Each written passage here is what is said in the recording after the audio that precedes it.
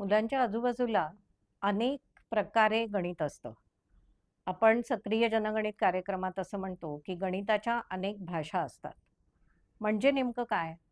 तर शाळेमध्ये येण्यापूर्वी मुलाला हे माहिती असतं, की घरामध्ये 3 कप चहा केला किंवा इथे पाटीवरती 3 ठोकळे ठेवले आपण किंवा ही 3 पानं मुलांनी गोळा करून आणली.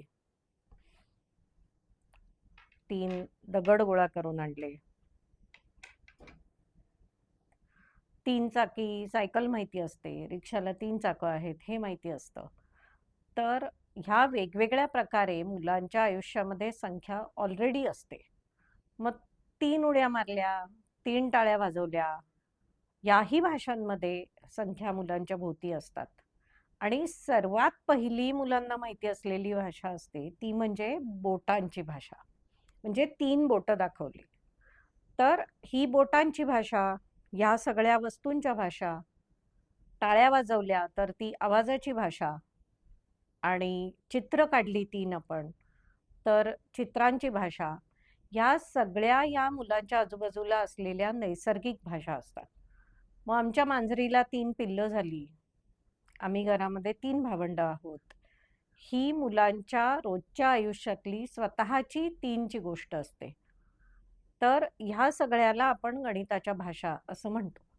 आणि मग अंकात जेव्हा 3 लिहायला शिकवतो, तर तो अंकातला 3 ही माणसानी निर्माण केलेली भाषा आहे. त्यामुळे ती मुलांच्यासाठी परकी भाषा आहे. ती नैसर्गिक भाषा नाही. म्हणून आपण जनगणितमध्ये असं म्हणतो, की पहिल्यांदी वस्तूंच्या भाषेमध्ये संख्या किंवा कुठल्याही क्रिया या शिकवायच्या.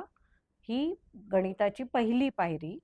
आणि दुसऱ्या पायरीला ती जी वस्तूंच्या भाषेत मुलांनी संकल्पना शिकलेली आहे, ती संकल्पना अंकांमध्ये मांडायला शिकायची.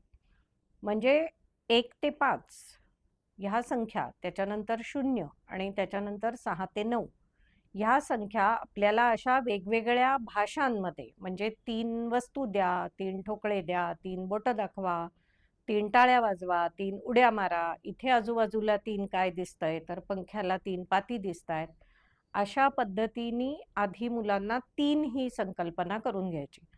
कारण ह्या सगळ्या ज्या प्रकारच्या 3 गोष्टी ठेवलेल्या आहेत, त्याच्यामध्ये कॉमन काय आहे, हे मूल स्वतः शोधतं. मग या सगळ्यामध्ये कॉमन म्हणजे 3 ही संख्या आहे.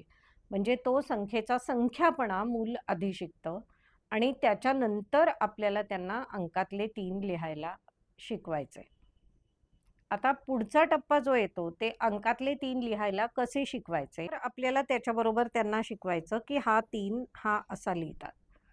म्हणजे एरवी संख्या शिकवताना 1, 2, 3, 4 म्हणजे आपण ए लिहिला आणि मुलांनी ए वाचायला शिकला.